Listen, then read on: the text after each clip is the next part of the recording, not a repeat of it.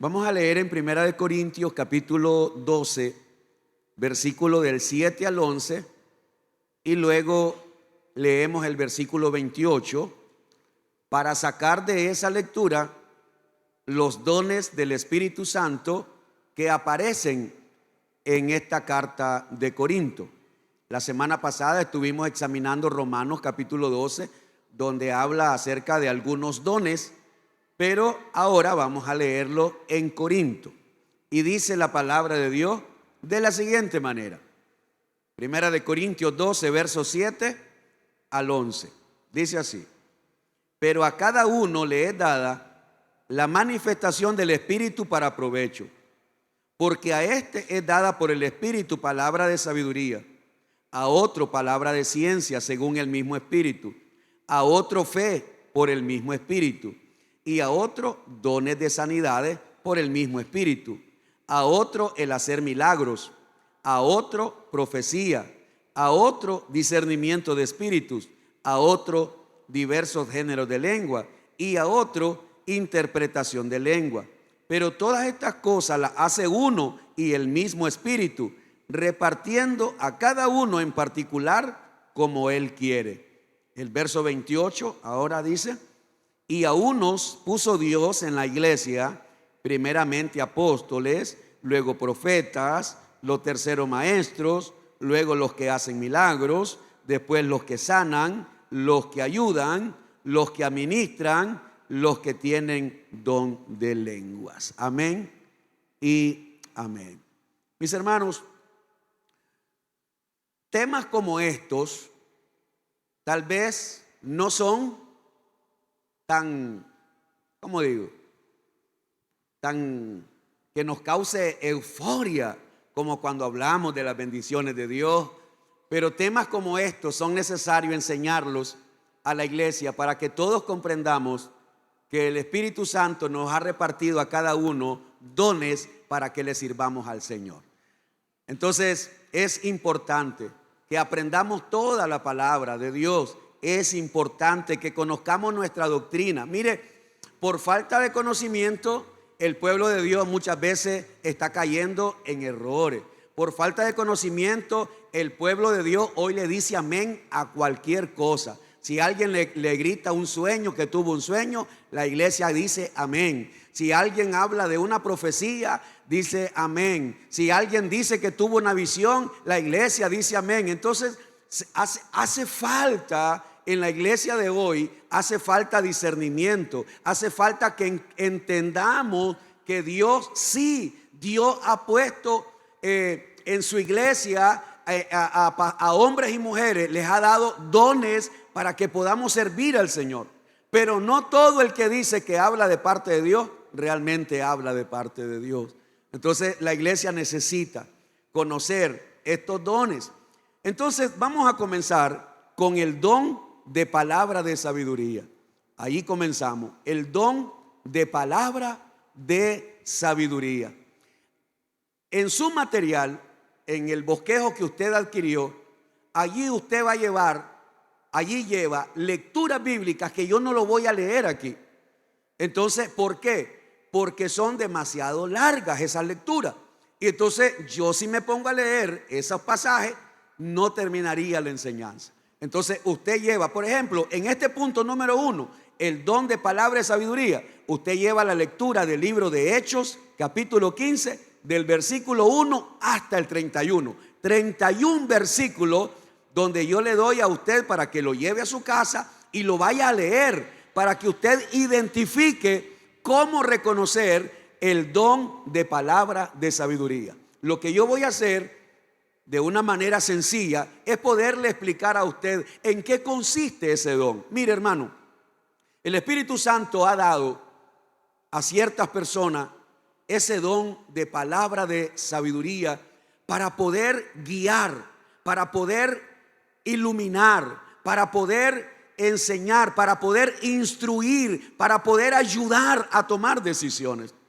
En ese pasaje que usted lleva allí se habla de que cuando la iglesia estaba comenzando, cuando la iglesia comienza a crecer, había un grupo de cristianos que decían que era necesario que los gentiles que se convertían a Cristo, ellos necesitaban circuncidarse.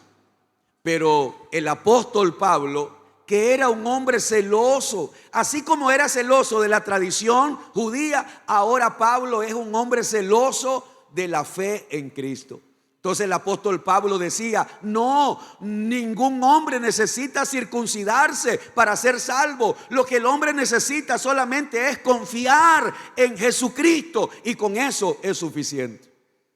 Y como no se pusieron de acuerdo, hicieron una asamblea y hubo una reunión especial, y llamaron a Pablo con otros líderes y llamaron a los judíos cristianos con todos ellos, y comenzaron a exponer el problema.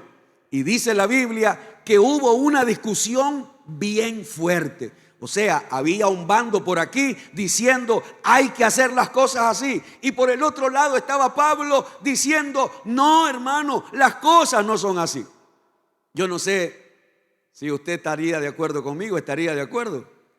Pero a veces en el matrimonio pasa eso.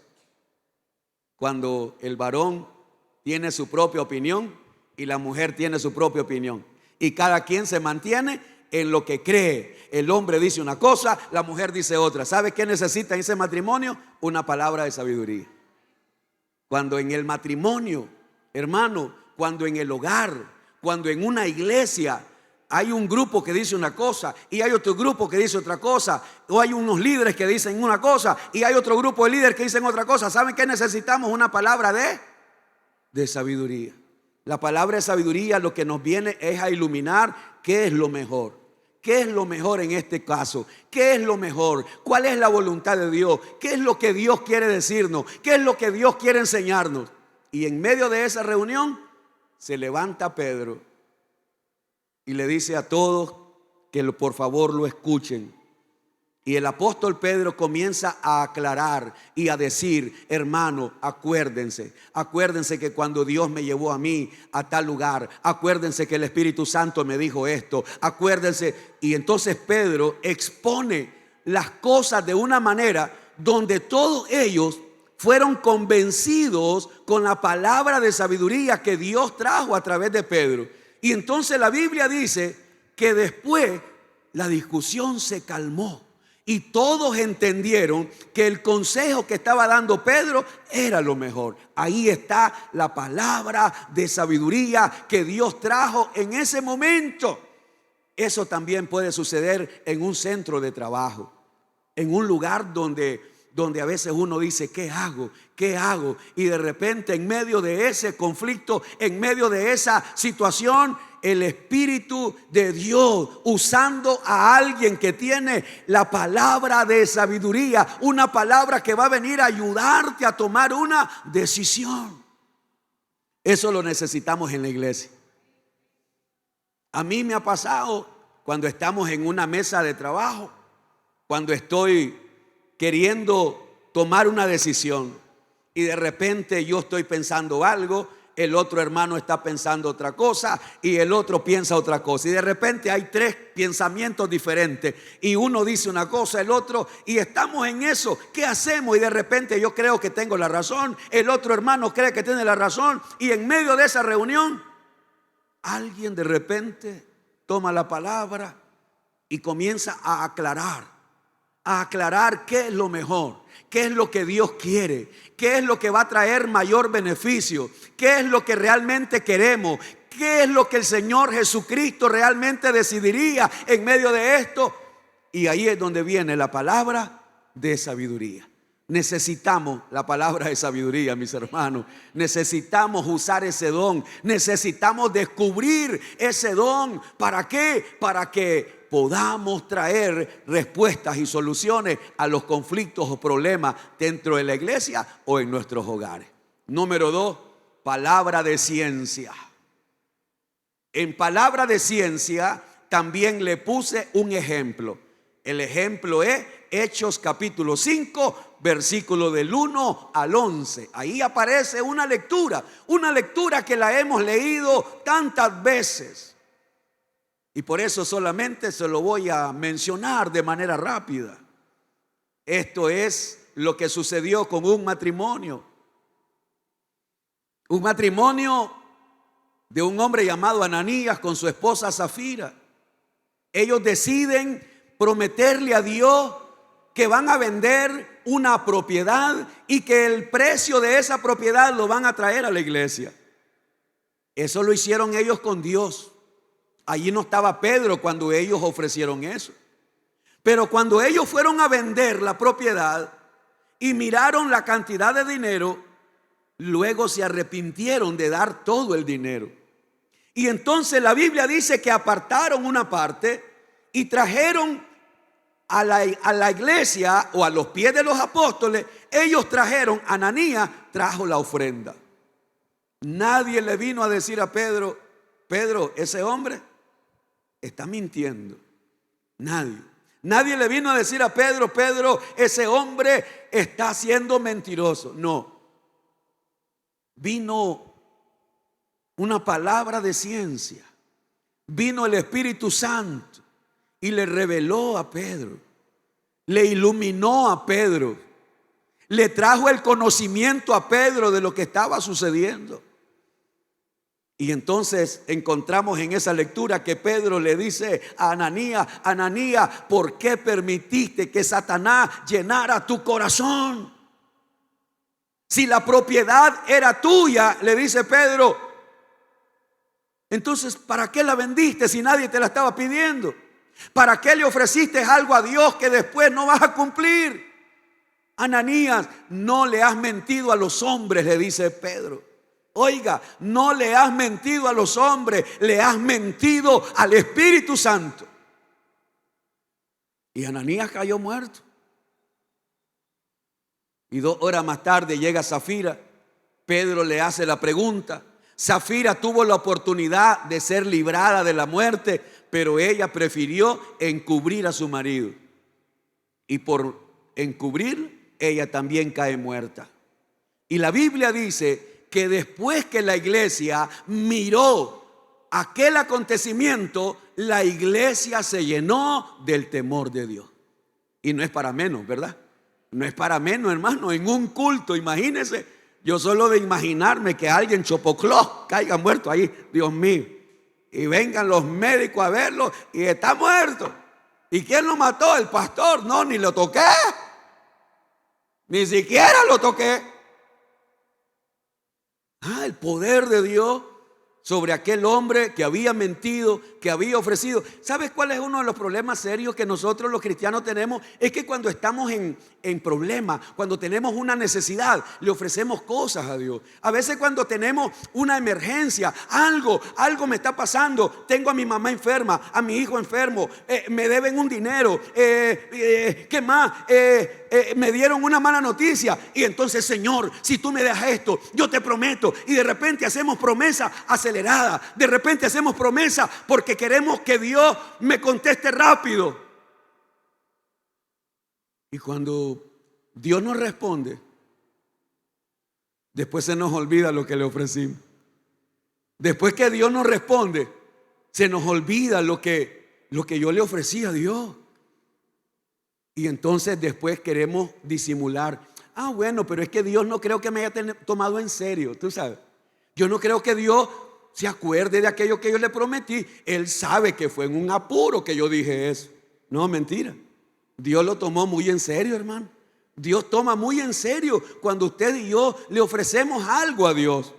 Por eso es que la Biblia dice que mejor no andar prometiendo. La Biblia lo dice, hermano, mejor no andes prometiendo. ¿Por qué? Porque si promete y no cumple, no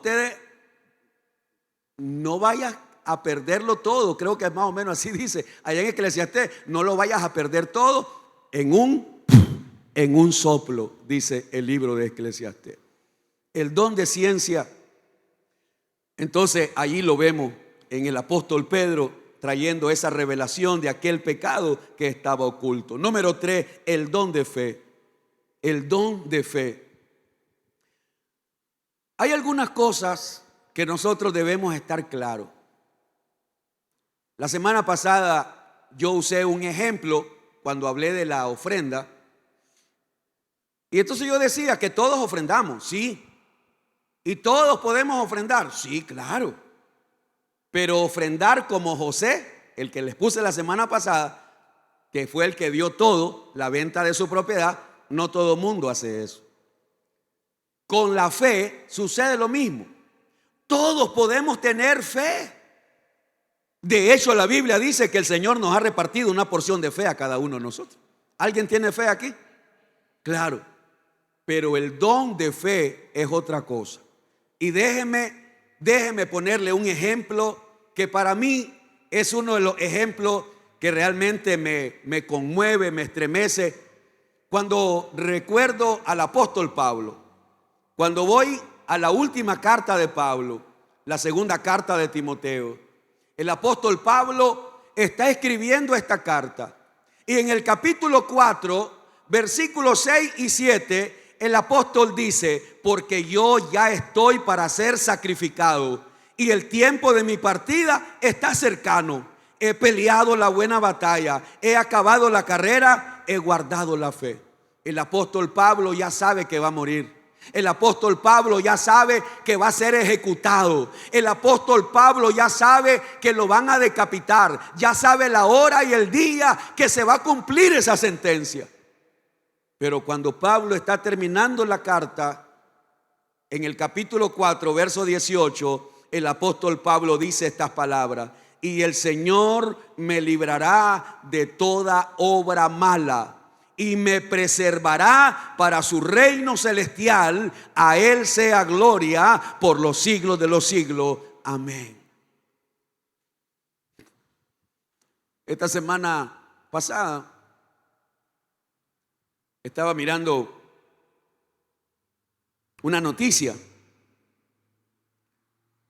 La noticia de cristianos que están asesinando en estos países como Afganistán, en Corea,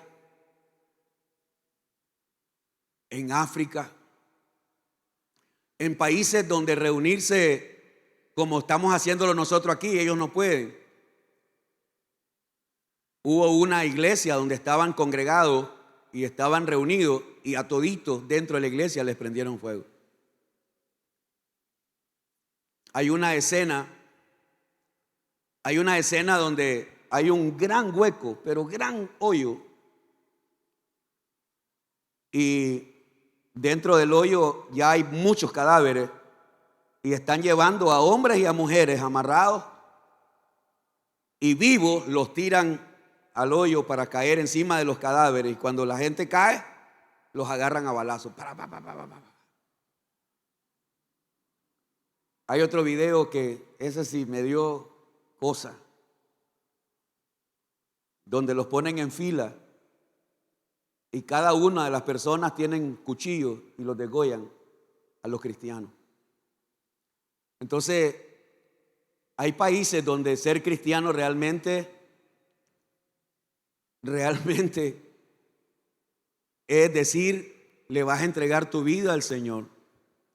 Y estaba leyendo que en estos países les dan la oportunidad de que ellos no mueran. ¿Y cómo le dan la oportunidad? Que nieguen a Jesús. Que digan que Jesús no es su Salvador. Que rechacen a Jesús y acepten la religión que impone o el gobierno o las personas que están allí tomando el mando de esta situación. Yo me imagino cuántos cristianos estando allí dijeron: sí, yo voy a negar a Jesús.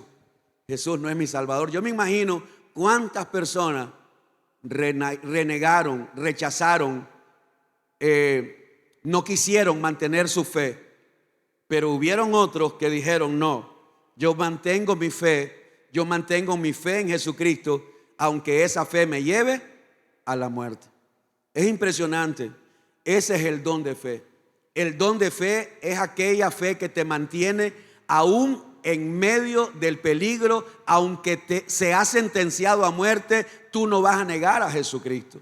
Ese es el don de fe, aquella fe que te va a mantener en medio de toda situación o peligro que venga contra tu vida. Por eso el apóstol Pablo decía: ¿quién nos separará del amor de Cristo? Espada. ¿Se acuerda? El apóstol Pablo pone espada. ¿Qué quiere decir eso? La muerte. O sea, si alguien te viene a matar, mira, hermano, nosotros no lo vemos venir. Nosotros no lo vemos venir. Pero la persecución ya comenzó. La persecución ya está. Hay lugares donde predicar y decir cosas contra el homosexualismo, arrestado. Hay países donde ya los pastores no podemos hablar. Ya los pastores no pueden hablar de homosexualismo. Ya no pueden hablar de pecado de homosexual. Porque solo el hecho de hablar de eso lo llegan a traer preso. Va preso. Está contra la ley.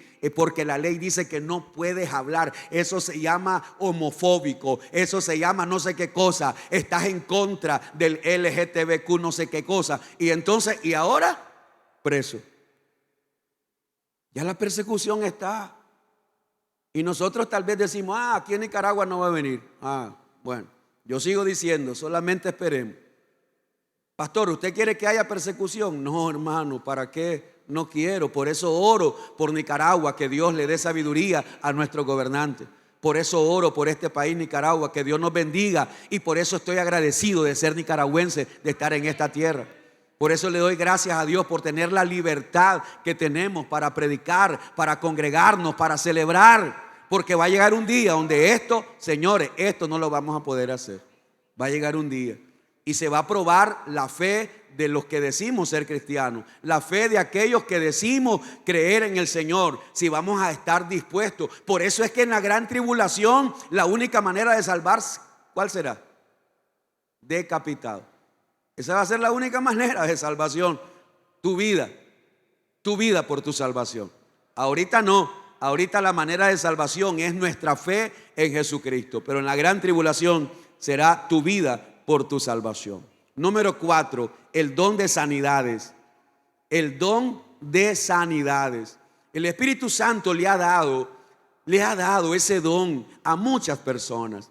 En la Biblia encontramos a Jesús haciendo sanidades. Encontramos a los apóstoles. Encontramos a Felipe, a Esteban, que eran diáconos. Ellos tenían ese don.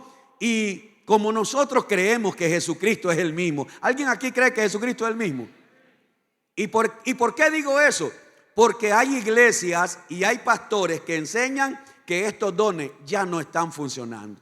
Hay pastores, hay iglesias donde enseñan que ya no hay don de sanidad, que ya no hay don de sabiduría, que ya no hay don de ciencia, que ya no hay don de milagro, que ya no hay dones de lengua, que ya no hay ningún don, porque esos dones eran solo para los apóstoles.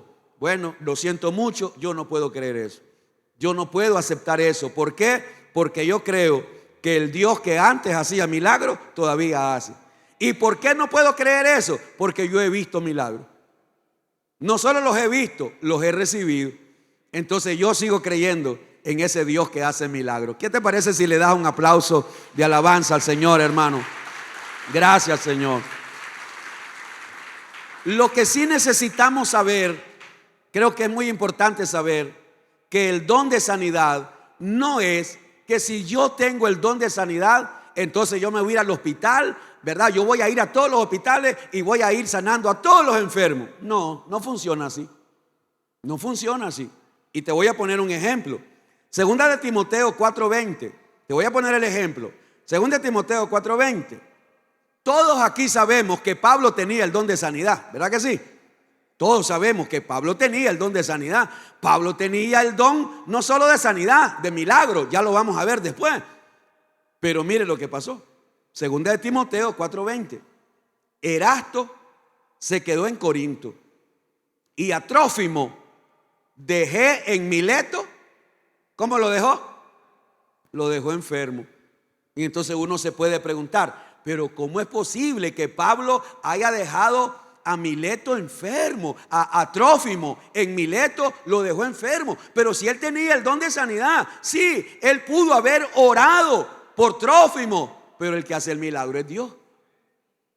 Y si a Dios no le place, si no es la voluntad de Dios sanar a esa persona enferma, yo lo he contado, hermano, las experiencias que yo he tenido, ¿verdad? Experiencias que a veces me causaron temor otras que me causaron alegría. Por ejemplo, ¿cómo no me va a causar alegría llegar a un lugar a orar por una persona que ha sido desahuciada, que no se puede mover de la cama, que solo lo mandaron a morir, y llegamos a esa casa, oramos por esa persona y a los 5 minutos esa persona se levanta, camina, pide comida y no se murió?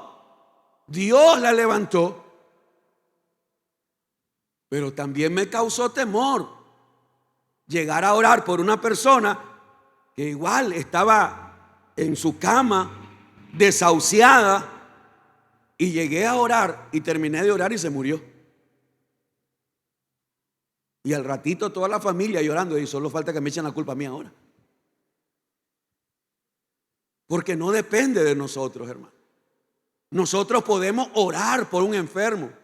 Incluso yo le he dicho a los líderes: hermano, usted ore cada vez que vaya a un lugar y encuentre a una persona enferma, ofrezca oración por esa persona, porque muchas personas se convierten a Cristo cuando ven el milagro. Pero no siempre la gente se va a sanar, porque el milagro lo hace el Señor. Aunque Él nos ha dado dones para orar por los enfermos, el milagro, recordemos, lo hace nuestro Señor. Número 5, don de hacer milagros. El don de hacer milagros. Pastor, pero parece lo mismo, sanidad y milagros. Sí, parecen, pero no son lo mismo. Porque la resurrección de un muerto no es una sanidad, eso es un milagro. Entonces hay cosas donde nosotros debemos entender que es un milagro sobrenatural. En el libro de Hechos, capítulo 19, versos 11 y 12, la palabra del Señor dice: y hacía Dios milagros extraordinarios por mano de Pablo, de tal manera que aún se llevaban a los enfermos los paños o delantales de su cuerpo, y las enfermedades, que dice, se iban de ellos, y los espíritus malos salían. ¡Wow! ¡Qué impresionante! ¡Qué impresionante! Que por un pañuelo, una tela, un pedazo de tela que haya tocado Pablo o que haya usado Pablo, yo no creo. Mire, le voy a decir algo. Yo no creo que Pablo se haya puesto a dar toallas o a dar pedazos de tela. A ver, llévense la toalla ungida o llévense el paño ungido. Yo no creo. Lo que sí creo que era la fe de la gente, que en algún momento alguien le pudo haber dicho a Pablo: Pablo, mira, tengo un enfermo que está a 10 kilómetros, no lo pude traer, pero está enfermo. Pero si me das la toalla, si me das un paño, si me das algo, Pablo, yo voy a ir a orar por esa persona. Y yo estoy seguro que la fe con la que se movían esas personas, Dios obraba los milagros. Y de esa manera Dios se movía y hacía milagros impresionantes. Dice la Biblia: y hacía Dios. ¿Quién los hacía? Dios hacía milagros extraordinarios por mano del apóstol Pablo. Esto me trae a memoria también aquella mujer del flujo de sangre. ¿Se acuerdan, verdad? La mujer del flujo de sangre. ¿Qué era lo que ella decía dentro de ella? Dentro de ella, ¿qué era lo que decía? Si tan solo tocare el borde de su manto. Ahora la pregunta es: ¿el milagro estaba en el manto o el milagro estaba en la fe? Correcto. Y a eso me refiero. El milagro de esa mujer estaba en su fe, en la fe que ella decía: yo voy, con solo que toque el borde de su manto, yo voy a ser sana. Los milagros suceden, hermano, cuando nos movemos en fe. Los milagros siguen sucediendo porque Él también ha dado dones para hacer milagros. Número 6, don de discernimiento de espíritu. Don de discernimiento de espíritu. Y yo quisiera aprovechar este momento para decirle a todos ustedes, amado hermano, por favor, escúcheme con atención. Yo le ruego a Dios que uno de los dones que la iglesia necesita hoy más que nunca es este. Uno de los dones que la iglesia está necesitando urgentemente es este, el don de discernimiento. Porque hoy, en este tiempo, hay tantas falsas profecías, hay tanta falsa enseñanza, hay tantos falsos sueños, hay tantas falsas visiones que el Señor me mostró. Que yo iba caminando y el Señor me mostró. Que yo estaba dormido y el Señor me habló. Que el Señor vino y me dijo. Y hoy hay tanta manipulación. Hoy hay tanta manipulación en líderes que quieren manipular y quieren abusar a través de estos sueños, visiones, profecías. Y la iglesia está necesitando el don de discernimiento.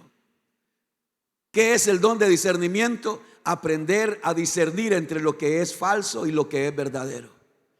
Aprender a discernir entre lo que es de Dios y lo que no es de Dios. ¿Alguien dice amén, hermano? Aprender a discernir cuando alguien dice: esto que estoy diciendo es la palabra de Dios, y tal vez nada que ver con la palabra de Dios.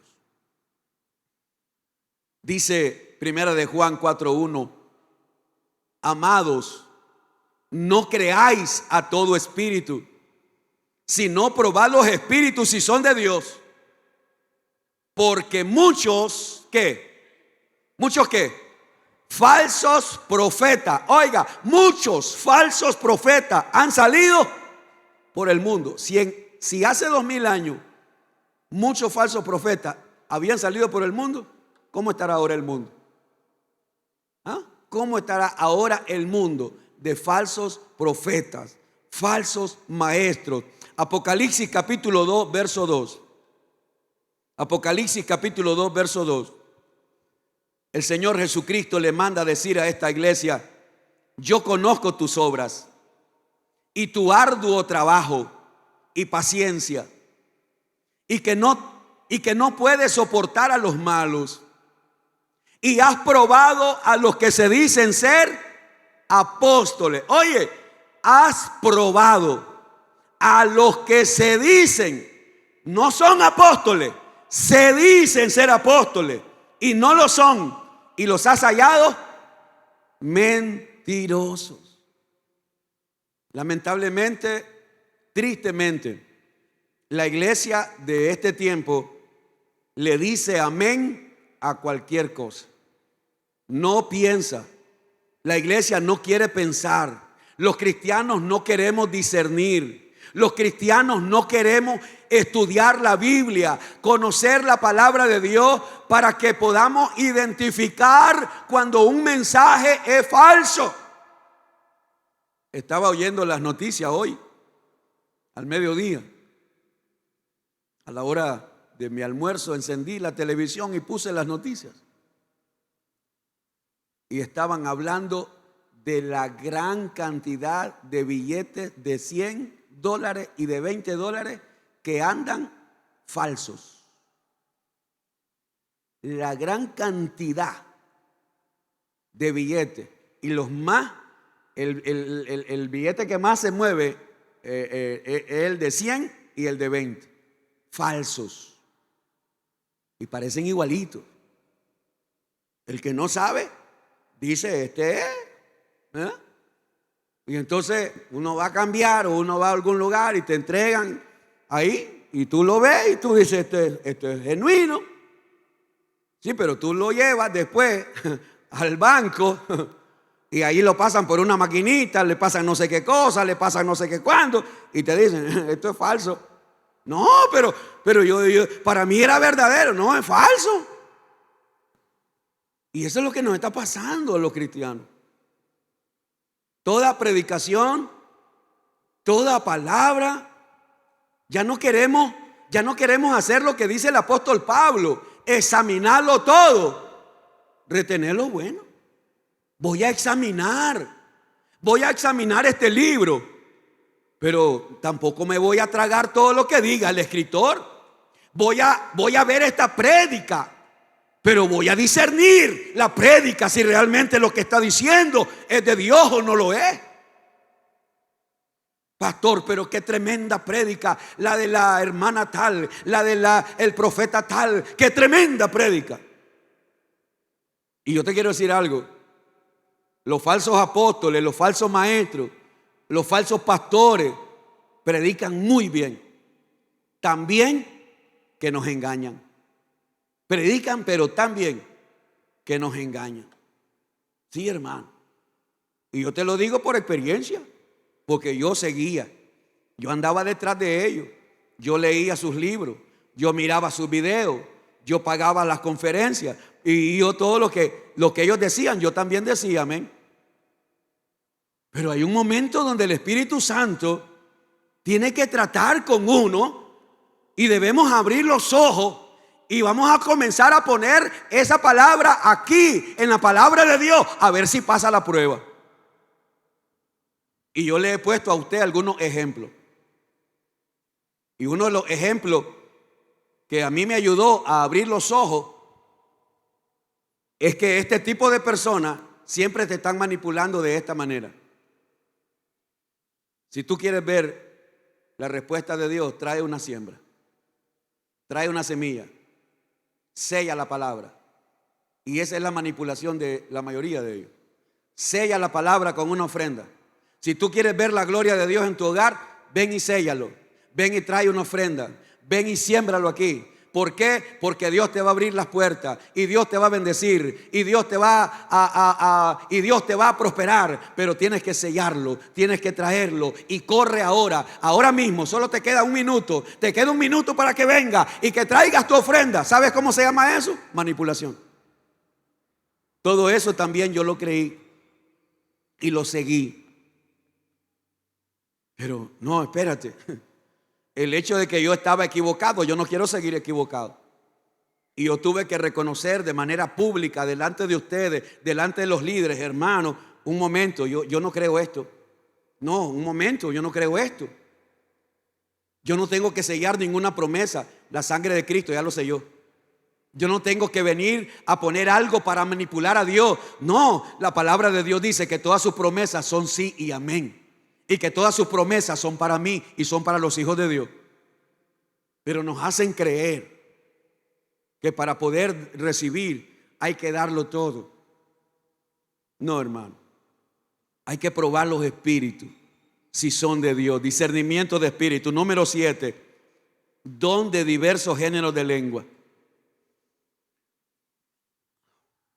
Yo quiero decirles que como iglesia, todos los miércoles estamos estudiando el libro de Corintios, la primera carta de Corintios. Y en esa primera carta de Corintios vamos a llegar al capítulo 14, donde vamos a hablar, en todo el capítulo 14 de primera de Corintios, vamos a hablar acerca del don de lengua. Y Pablo le dedicó un capítulo entero para ese don, porque hay mucha confusión. Así que hoy no vamos a estudiarlo, no vamos a examinarlo, pero le quiero motivar a que cuando llegue el momento se una conmigo. Pero sí quiero que leamos primera de Corintios 14:2 sobre los diversos géneros de lengua. Primera de Corintios 14:2 dice así: porque el que habla en lenguas no habla a los hombres, sino ¿a quién? ¿A quién? A Dios. Pues nadie le entiende, aunque por el Espíritu habla misterios. Entonces, nosotros debemos comprender que el don de lengua, el apóstol Pablo nunca dijo que eso no hay que hacerlo o que eso es prohibido. No, él no lo prohibió. Lo que Pablo sí aclaró es que todo lo que se debe hacer en orden, hermano. En orden. Y eso es lo que vamos a aprender cuando nosotros lleguemos al estudio de primera de Corintios capítulo 14. Así que nos vamos a aguantar ahí para que cuando lleguemos podamos estudiar con más amplitud sobre este don. Número 8, don de interpretación de lenguas. don de interpretación de lenguas. ¿Qué es el don de interpretación de lengua? Es la habilidad para interpretar cuando alguien habla en lenguas. Primera de Corintios, capítulo 14, versos 27 y 28. Mire lo que dice. Primera de Corintios, capítulo 14, versos 27 y 28. Si habla alguno en lengua extraña, sea esto por dos o a lo más tres, y por turno, y uno interprete.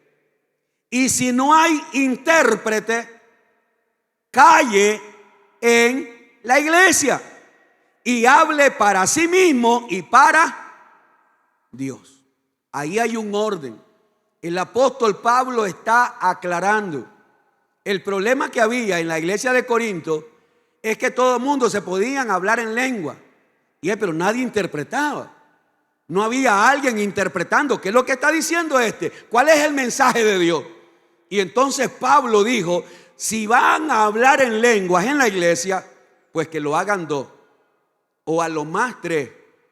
Pero mientras uno está hablando, el que interpreta debe interpretar lo que el otro está diciendo.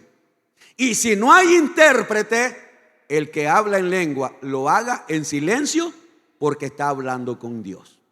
Entonces Dios está aclarándonos cómo hacer las cosas o en el orden que debemos hacerlo. Número 9, don para ayudar. El don para ayudar es la habilidad para ayudar, colaborar y aportar para el sostenimiento de los que sirven al Señor a tiempo completo. Mis hermanos, necesitamos trasladarnos. Mire, para poder entender esto, necesitamos trasladarnos allá, 2000 años atrás.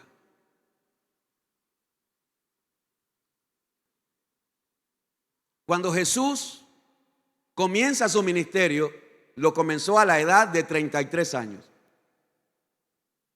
¿Alguien sabe qué es lo que Jesús hacía antes de comenzar a predicar? ¿Alguien se acuerda qué hacía Jesús? Era carpintero. Jesús era carpintero.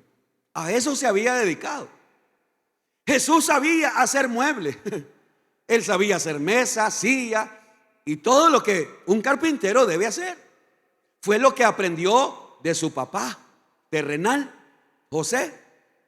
Y entonces Jesús hasta la edad de 33 años, él trabajaba como carpintero. Por eso es que cuando él predica, la gente se queda admirado y dice: y no es este el hijo de José el carpintero. Pero hay otro evangelio que dice: y este no es el carpintero. ¿Y de dónde tiene esa sabiduría? ¿Y de dónde tiene ese poder? Pero si este es el carpintero, entonces usted tiene que entender algo. Ya Jesús no está trabajando en carpintería. Ya Jesús no está devengando un salario. Jesús ahora se ha dedicado a andar en los pueblos, en las comarcas, en los caseríos, en las ciudades, y él anda predicando. Y ahora anda con 12 hombres.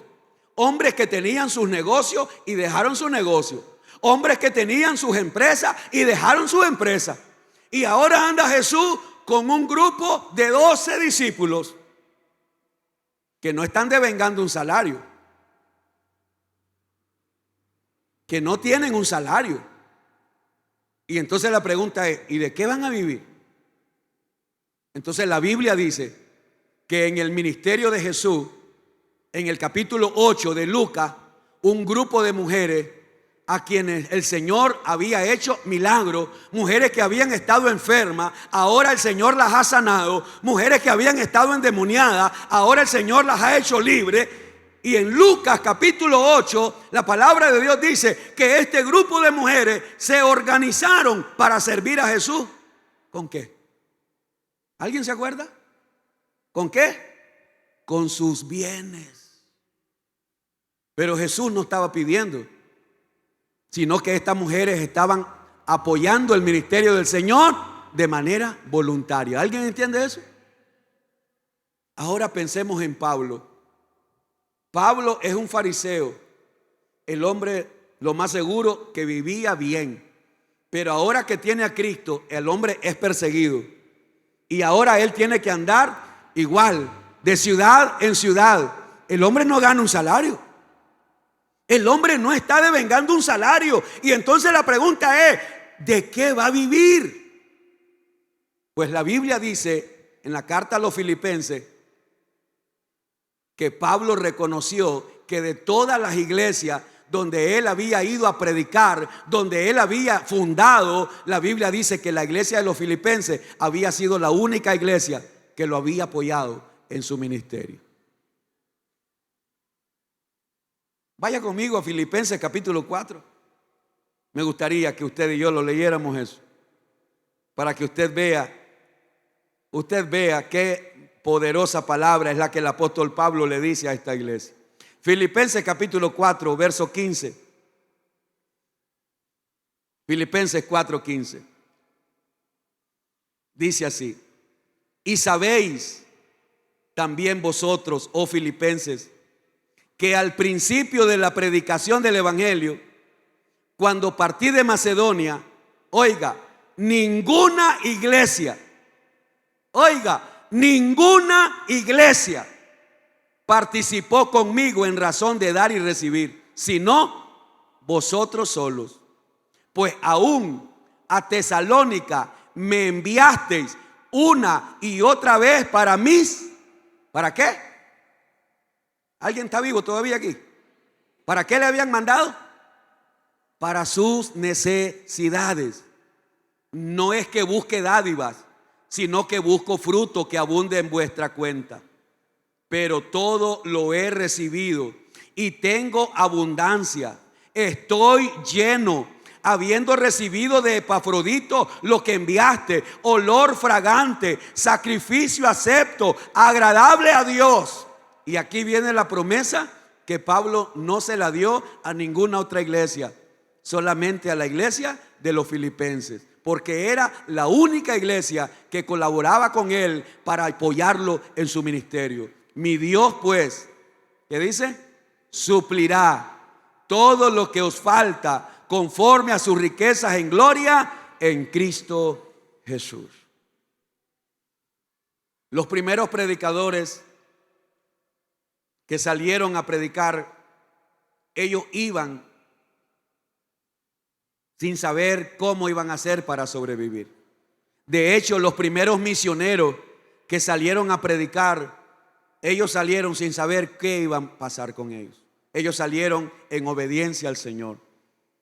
Y por eso el Señor ha puesto ese don, el don de ayudar en ciertas personas para que colaboren con los misioneros, para que colaboren con aquellos pastores, con aquellos hombres que han renunciado a todo con tal de hacer la obra del Señor.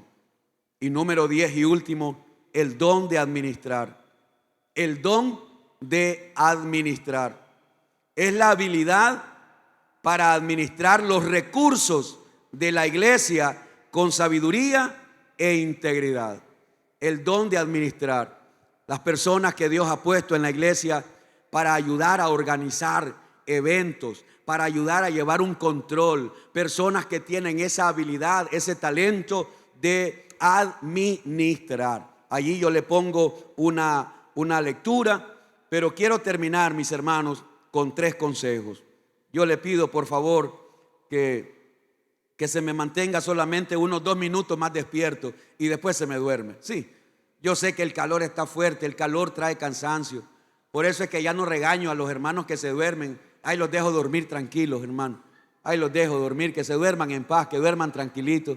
Porque hay estar luchando contra la corriente, mejor los dejo que se duerman. ¿Ya? Entonces ahora ya no me estreso tanto.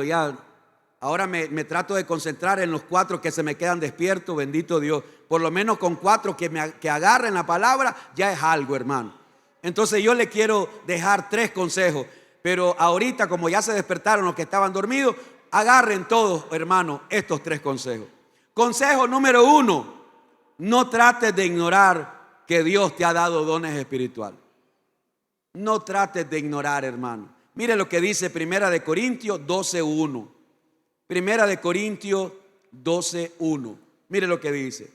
No quiero, hermanos, que ignoréis acerca de los dones espirituales. El apóstol Pablo está diciendo, hermanos, yo no les quiero pedir que no ignoren. O sea, por ejemplo, hay alguien tal vez aquí hoy que pueda decir, bueno, esos dones tal vez son para otros, pero yo no tengo ni uno. Yo creo que a mí Dios, yo llegué tarde a la repartición, a mí el Señor no me repartió nada.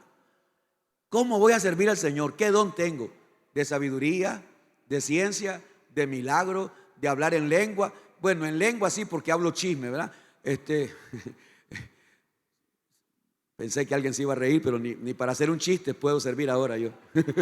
Pero bueno, por lo menos lo intenté.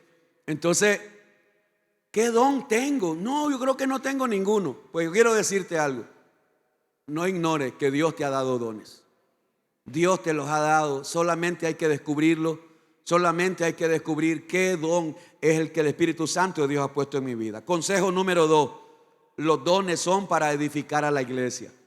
Los dones son para edificar la iglesia. Primera de Corintios 14:12. Primera de Corintios 14:12.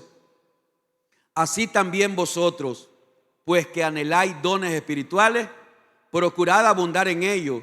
¿Para qué, hermanos? Para edificación de la... Eso es lo que Dios quiere, que la iglesia se edifique. Lo que Dios quiere es que la iglesia se fortalezca. ¿A través de qué? A través de todos los dones que el Espíritu Santo de Dios está dando. Y número 3 y último, todo debe hacerse decentemente y en orden. Todo debe hacerse decentemente y en orden. Primera de Corintios, capítulo 14, versos 39 y 40. En la hojita le aparece solo un número 4. Póngale el 0, es 40.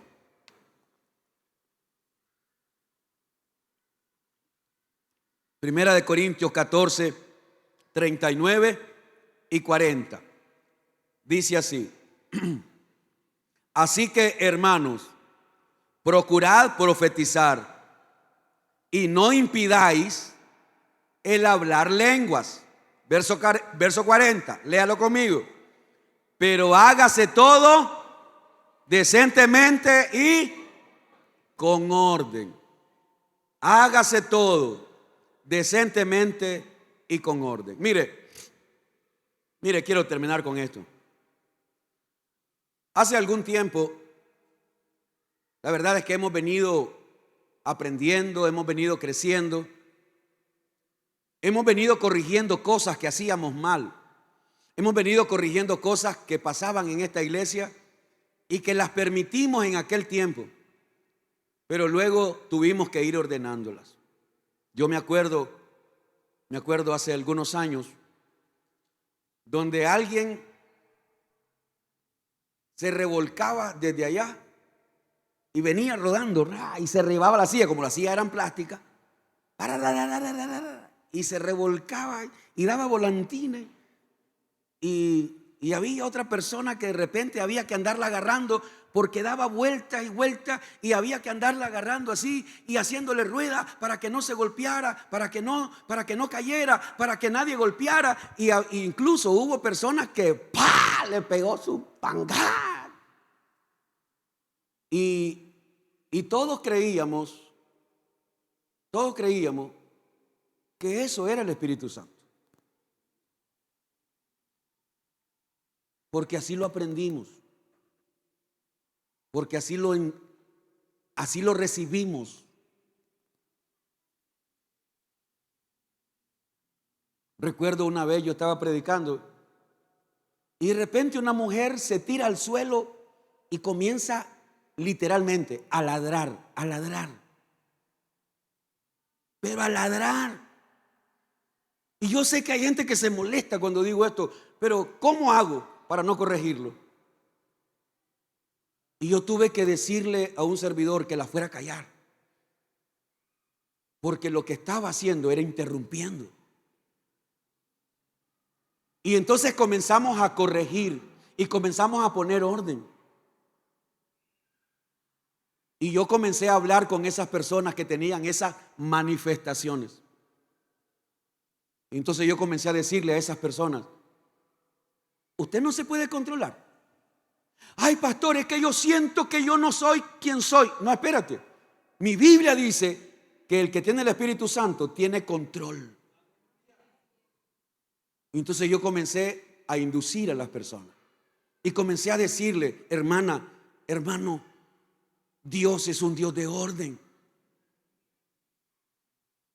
Y es por esa razón que usted, que tal vez en otra iglesia usted ha visto gente que se revuelca, que se sube a la silla, se traen, se tiran y que golpean y todo ese tipo de relajo que antes nosotros lo permitimos, sí, hermano,